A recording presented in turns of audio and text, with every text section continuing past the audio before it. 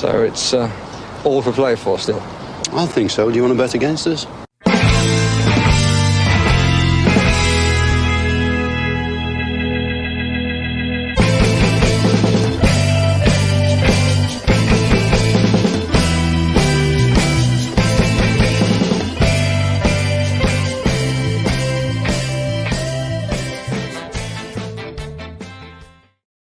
Hello, Aston Villa fans, and whoa, what's going on there? I'll clean that camera. Let's see if I can get that in focus. Anyway, David Ornstein has just dropped a bomb along with Fabrizio Romano saying that Aston Villa are in the process of negotiating or bidding or whatever you want to call it. They made an approach, I suppose is the easiest way to put it, for Middlesbrough player Morgan Rogers. And it's an interesting one. I put out a tweet initially when I saw it, and I went, "Oh, he's the guy that stood out against Aston Villa." Then I went back and I watched the highlights, and I went, "Yeah, I'm after confusing him for that guy." There was another guy called Jones that played there as well. But Morgan Rogers did play against Aston Villa. He was in the number 10 role. One thing I will say is he's the guy who lost Desiree Konsa at the corner when Konsa ghosted in, got the header, and it hit off the butt of the post. So I don't want to lead with that, but it's just one thing when I went back and I watched I wanted to watch the highlights of the game just to make sure I had the right player, and it turned out I didn't have the right player that played against us, but or that played well against us. But yeah, that was one piece that stood out. But wanted to come on and chat about it because it's an interesting one. Once again, David Ornstein says straight out it's not a guarantee that he's going to sign for Aston Villa, but the negotiations are that approaches are happening for him at the minute. It's one. Look, he's a player of extreme reputation within as a youth player. As a 16-year-old, he made his debut for West Brom. And then he went on, he was snapped up with Man City, and he went out on loan a couple of times. Villa were actually linked with him. When was it? I remember Villa were linked to him. I'd say it was I think it might have actually been that he might have been somebody that might have been coming along with the Jack Grealish transfer. Something springs out in my mind with regards to that. Unconfirmed, I must say. I don't have anything written down here to say that I've read that. It just sticks out in the back of my mind that Aston Villa, I think it was under Dean Smith, were looking at him or were looking to sign him. Coming from that West Brom academy, he's going to be well known to the likes of Mark Harrison and to our academy coaches, considering we poach anyone that shows any promise in the West Brom academy. So he's going to be well known to the players. And if Unai wants him, I think that this is something that the club will pursue. And as I say, Ornstein has said that they look to be pursuing this as well. We went to Manchester City in 2019, I think it was, and he stayed with them up until 2023. They just this summer just gone, and last January transfer window. And then he moved to Middlesbrough. I think that's when he moved. Actually, it wasn't. I'm just reading here. It was the 7th of July. He moved to Middlesbrough. So he's only been there a short period of time. And he's already catching the eye of Mr. Unai Emery, it seems. So it's going to be it's an interesting one. As I say, he's somebody like at 16 years of age, he was dubbed the next big thing. Like there was articles all over the place calling him a wonder kid. And he was bought by Man City for $6 million from West Brom as a 16-year-old. That was 5 years ago. Dubbed the new Theo Walcott at the time. I love the tabloid newspapers when they splashed that stuff around. And it was the biggest transfer fee for a 16-year-old actually since Arsenal spent $9 million on Theo Walcott that all those years ago. So that's probably where it came from. Played for throughout the age groups for England, 15, 16, 17s, 18s, and 20s, scoring and playing numerous games for those age groups all the way along through his career. As at the England under 17s, scored 9 goals in 15 appearances, so he looked like he was the main man there. Let me bring up. I have a slide sheet done in him, actually. I forgot to load it here. So give me a moment just while I load this and we'll take a look at him. He's somebody that after the Middlesbrough game, Middlesbrough had a front three of very, very young players. And I kept on referencing the whole way through. And Coburn, I did a small bit of research on, and this guy, Morgan Rogers, I'd done a bit of research on, and I'd actually filled out some stat sheets on them. So I'm going to share up with Morgan Rogers one there now in a moment. And we'll just take a look at him because he's very, very productive in a couple of areas that I think the Unai Emery is going to like. He's not the most prolific in front of goal. When he is a forward, he's going to be playing from wide areas. I would imagine he's going to play wide from that left. That's where he plays 9 times out of 10. That's where he plays with Middlesbrough. Against us, he played through the centre as a kind of a 10 in the 10 position. But I would think if he comes into this team, he's going to be somebody who's going to maybe play on that left-hand side. And the reason I think that, I'm going to talk to you about in a moment. So, Morgan Rogers, let's take a look at his slides. Conflicting heights for this player. 6'2.5" is what it says on Y Scout and on Football Ref. And then on his Wikipedia, they've inflated him to 6'4". So somewhere between 6'2.5" and 6'4". He's left-footed and he is 21 years of age. He won't be 22 until July.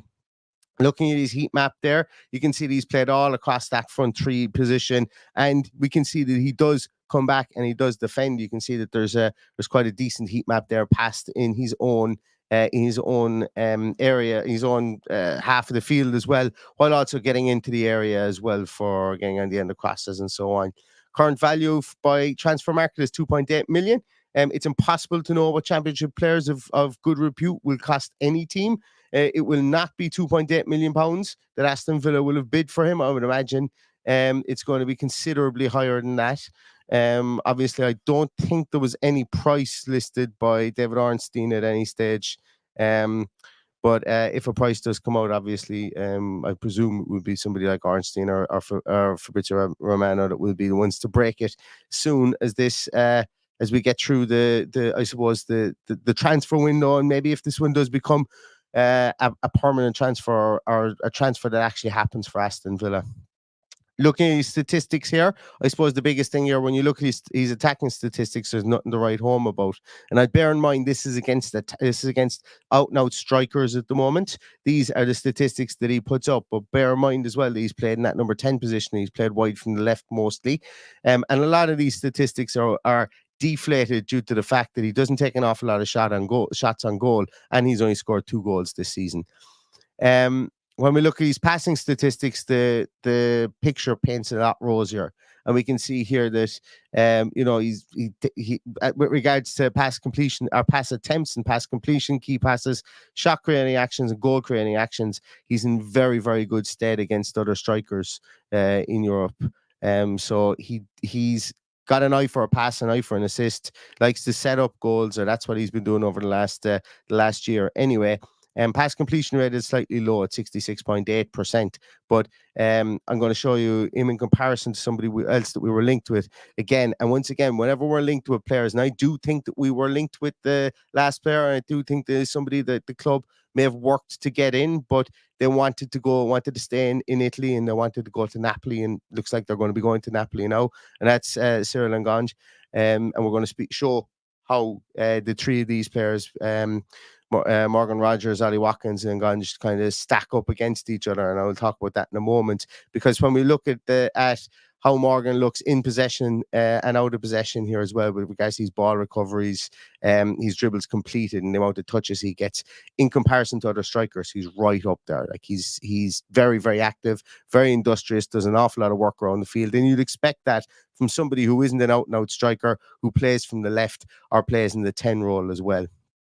I mentioned that we take a look at him with regards to how he fares out in comparison to Cyril Nganj. We can see Nganj's statistics there on the green line. For what he did well, Morgan Rogers statistically does those areas better, albeit that he doesn't take as many shots as Nganj does, and also he hasn't scored as many goals. And as I said, Cyril Nganj is somebody who's on the way to Napoli for 20 million euros, I think it is. 18 in add-ons. So I've always said that Unai Emery is looking for a specific type of player, or he looks for types of players. I don't think that's a mystery to anybody as well. And while this person isn't going to knock your socks off, like I'm not going to sit here and say this guy's going to do it. He's going to push us over the top, and before you know it, that differential between Liverpool and ourselves is going to whittle down. We're going to surpass them, and we're going to win the league by 7 points. Absolutely not. This is a project player who's making a leap up after only 6 months at Middlesbrough, and after only playing 60 games in the Championship. He's only started 27 games in the Championship, scoring 4 goals and having 6 assists. 5 of those assists coming this season as well. So he is a project player. He will be somebody that will be brought in to be nurtured. The fact that he's only 21, won't be 22 until the end of the year. But what he gives us, I suppose, in situational aspects of maybe if he was to come on and get 20 minutes, half an hour in games, he gives us something different with regards to his dribbling ability, and also another piece that we're going to look at here in a moment. So I've kind of talked about him here as playing off the left, albeit I've been showing him here in comparison to out-and-out strikers, or an out-and-out striker with regards to Ollie Watkins, and where I thought that Cyril Ngannou would come and would be if he was going to come to Aston Villa. But let's take a little look at him here in comparison to our wingers / attacking midfielders, if you want to call them that, because realistically, when we look at these guys, they're a different type of player than what Morgan Rogers is going to be. They're not as industrious in defence. They don't set up as many chances, but our attackers, the Bailey, Zaniolo, and Diaby, take way more shots than this guy. They're a lot more attacking minded. They're a lot more selfish from the point of taking shots. And that's not to say that, though, if Rodgers was to come into Aston Villa, that he wouldn't be encouraged to shoot a small little bit more. But what we can see here from his statistical output as a wide midfielder or an attacking midfielder here, should I say, his defensive output is really, really good. Tackles per 90 up in the top 89 or the top 11%. Dribblers tackled up in the top 12%. Blocks made up in the top 18%. Yes, he doesn't intercept the ball that much, but he tackles and he stops people from progressing the ball. Commits a few fouls. I'll never give out about people doing that as long as they're given away in the right part of the pitch. So it's an interesting look at, and when you look at his shooting statistics here as well, they look an awful lot better in comparison to players that play in a similar position to him, as opposed to playing against strikers. So obviously a project player that if it is true that Unai Emery must have seen something from him at Middlesbrough. Obviously has the pedigree behind him of being a £6 million player at 16 years of age, and moving to Manchester City, obviously getting the background of playing for the Manchester City Academy for 2 years from 2019 to 2021. They went on loan to Lincoln as a 19-year-old and scored 6 goals at that level. Was on loan at Bournemouth in the Championship, on loan at Blackpool as well, and now he's made and then he made the permanent transfer to Middlesbrough last year as well. So yeah, as I say, he's an incredibly interesting player. It's an interesting link, should I say? It's not one that anybody would have projected. I'd imagine as well that, you know, the way that Unai Emery would be a hawk for watching video and doing video analysis and trying to break down another team and studying other teams. And we're fresh off the back of playing Middlesbrough. I would imagine that Unai Emery would have had a repository in the bank of an awful lot of teams in the Premier League from playing them last year and the players that they have. And I would wager to say that he would have had to watch an awful lot more Middlesbrough tape to get a feel for how they played. Now, obviously, when we went out and played them, they were missing a lot of their players at the time. They had a team that was not fully stocked, but a team of young players. And I'd imagine he watched quite a lot of tape on Middlesbrough. And from that, this guy must have stood out. Then you go back into your recruitment team, or your recruitment team probably had him on their radar as well. I'd imagine a lot of Premier League teams have some of those young Middlesbrough players on their radar, at least for checking out for their championship squads or championship scouts. Then you go back to your recruitment team and you talk to them and you say, yeah, this guy is really good. Part of that recruitment team is probably still here from the time that maybe Dean Smith, and I'm 99% certain it was when Dean Smith was our manager that we were looking at this guy when he was in the Man City Academy. I'm 99% certain that we were linked to this guy previously when he was about 18, 19. You go back there, you talk to them, they tell you all about his stellar underage career and what scouting they've done in him. And then you go and you talk to the academy team of Mark Harrison. They go, yeah, listen, we had him up until 2019, and he's an absolute pearl of a player. And I think that he could progress, and I think and maybe they've said that they think that he can progress. So there's a lot of in-house conversations you can have to get a feel for this guy, to get a real feel for this guy. And also what I would say as well is, don't forget, Aaron Danks. Aaron Danks is also at Middlesbrough too. So while he's not going to be in the business of selling one of the Middlesbrough players, sorry, I completely forgot what club I was talking about there. While he's not going to be in the business of selling players for the club that he's with at the moment, they have an in there to talk to somebody who is utilizing that player at this very moment in time. So they could have a big dossier made on this player, I would imagine. And but the big thing about that, and you can speak to all the people in the world. If Mr. Unai Emery doesn't want him, then this transfer likely won't happen. So it's just been a bomb, I suppose, really. It's been dropped by Ornstein there earlier on. And I haven't checked any of the comments, and I probably should, because I'm wondering, is this one of these ones where I start doing the podcast about we've been linked to this person, like the Diego Carlos one, and then all of a sudden it's announced that he's signed for Aston Villa. There's been a here we go somewhere along the line. But checking the comments there, you guys... you guys didn't mention that as well. Looking at the comments there as well, Cash says, wasn't he supposed to be included? Yeah, I thought that too. I mentioned that at the start of the podcast. I'm 99% certain he was mentioned at some stage anyway with Aston Villa, that we were interested in him. So that's interesting.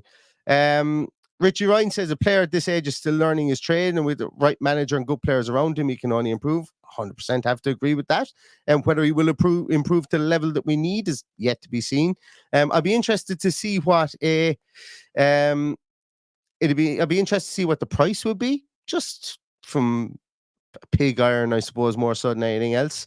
If we are operating under financial fair play rules at the moment, which I'd imagine we are, because I'd imagine a lot of clubs in this transfer window are keeping their powder dry if they can't, considering what's been levied at Everton and at Nottingham Forest. But I'd be interested to see what the fee is if this is something that does get over the line. And the reason that I'm interested in that is because I know we were very involved, or we were very interested in Cyril Ngonge from Verona, from Hellas Verona, and he decided to go to Napoli. But I'm wondering if we were getting up to that 20 million euros for him. I'm wondering if we were, and just for pig iron, I'd like to know what the transfer value is for this guy, just to see what we're operating with in January as well. Let's see, where else are we? So YouTube Premium Member says, saying send Zaniolo back. I don't think this would affect Zaniolo's position with us at all. I think the only way we would send Zaniolo back is if we're loaning another player. I would like clarity on the compulsory purchase option for him, if there is any triggers with regards to that. But if they do send Zaniolo back, I would imagine we would bring another player in on loan. Because I do think the club wants to strengthen. I do think the club feels they need bodies. And not just bodies, but bodies who can contribute. That's why this player specifically is interesting, because he will be coming into a team where he could get minutes, almost like John Duran did last year. He's a kind of from Premier League point of view, we don't know how he would perform in the Premier League, but there is a very high possibility he would get minutes from that left hand side, because we've seen that Unai Emery is reluctant to play Diaby on that left hand side. He played Bailey on the left hand side once or twice this year, and I've thought there've been some brilliant performances from Bailey on the left hand side. but he prefers him from the right, and that's absolutely fine. I can completely understand that. But you have a Jacob Ramsey, you have Zaniolo, you have he's played McGinn out there. And obviously, I don't think any of us want to see McGinn out on the left. I think we want to see McGinn in central midfield. But there will be potential for this guy to maybe get minutes if this did get over the line down the stretch of the season as well. So it's an interesting one. And LG says a strange one that Philogene has done more than him in the championship, also being linked with Giovanni Reina from Dortmund. I'll just give it a couple of minutes on Reina in a moment, but I don't think this is a strange one, because that buyback clause on Philogene, we don't know how long that lasts for. We don't know what it is, and I think from a purely financial point of view, like if that was 15 million buyback clause and we can end up buying this guy for 7 million, I think it just makes sense, from a financial point of view. But once again, I'm not going to get drawn into financial fair play because I don't have any of the figures, and it's all speculation and conjecture from that point of view. But once again, the option to bring Philogene Bidace back isn't dead just because we would sign this player. Now, on the Giovanni Reina piece, supremely talented player, really, really talented player, and that's where I think we would probably look to on loan, if that could be done, if Zaniolo was to leave, and it would be an interesting move, should I say? He's performed very well for Dortmund. I think he scored like 7 goals or 8 goals last season for them. I just want his mother and father to not get involved in anything, and they won't, because they won't have the direct lines. But there's the story with their meddling in his career since 2016 all the way up through the US men's national team piece is wild, to be honest with you. Some of the phone calls that the both parents put into the men's national team there with regards to that. So yeah, look, supremely talented player, but leave the off-field stuff away. And I'm sure that everybody in that story has learned from that situation, because nobody came out of it looking good. And the player was ultimately the person that suffered for it, was Gio Reyna, because he didn't get the opportunities to play at the 2022 World Cup, and all because of not politics, but all because of conversations that were being had by other people and completely out of the player's control. So yeah, a talented player, and we'll be interested if there is something in that link. We'll be interested if there was something in that link as well. British Mick says, love the recruitment, Neil, building for the future via youth and prospects. Love the Nedeljkovic acquisition too, and to loan him to his parent club to retain him now was a masterstroke. I would imagine a lot of that loaning him to his parent club as well might also be something to do with deferring payments as well into next year from a financial fair play point of view. If there is something in the financial fair play talk, it's smart to do it. Also keeping him at a place whereby they can they know that his development will be taken care of, and he'll be playing at a pretty high level, in the Serbian Premier League as well. So interesting from that point of view.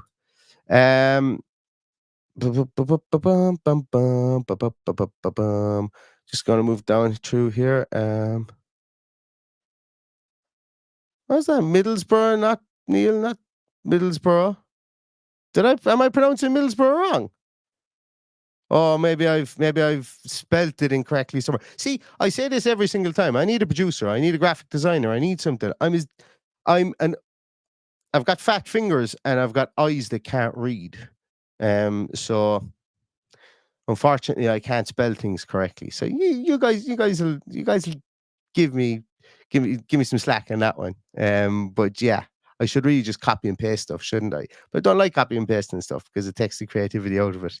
I should have just put BORO and then apostrophe, and then I wouldn't be in the mess that I'm in, for sure. Where else are we? I'm going to scroll down here as well. John Steele says he's bought a ticket for the meeting with God, and ironically, as an atheist, he can't wait to hear the word of God.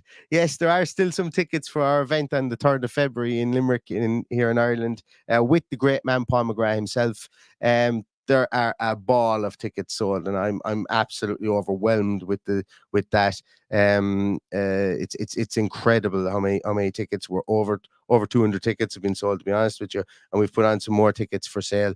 And I completely understand that, we're in the middle of January. A lot of people might be waiting for the longest month of the year to get to finish before the next payday and stuff like that. So it just blows my mind what great reception this has had. And might be Paul McGrath's only podcast appearance, I'd say, this in the whole of 2024. So I'm really, really looking forward to it. I really, really am. That's just a little aside there. And thanks very much, John, for coming to see us. Where else are we? It's coming on. Michael Taylor. Michael, are you a Middlesbrough fan? He says he's more than happy to see Rogers go for 10 million. Been linked heavily with United's Diallo. Yeah, if you sign one of our players, it's Hayden Hackney. We were actually linked to with Hayden Hackney as well. Fine player too. Fine player. And I must say he's somebody I think that will be on a lot of players' radars, as will be a lot of your youth players or your younger players within that squad. And Michael Carrick has amassed a pretty decent squad there, and fair play to him. Yeah, so just going to scroll down here, see any more comments.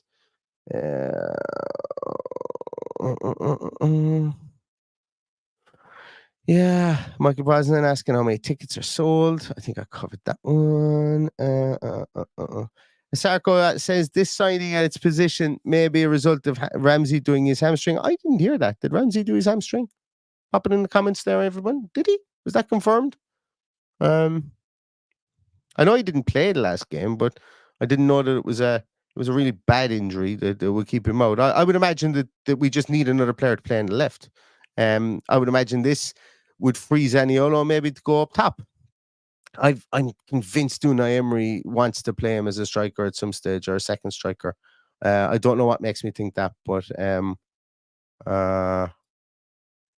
yeah, it's an interesting one. Yeah, Sarko saying he was scanned earlier in the week. Okay, one to keep an eye on for sure.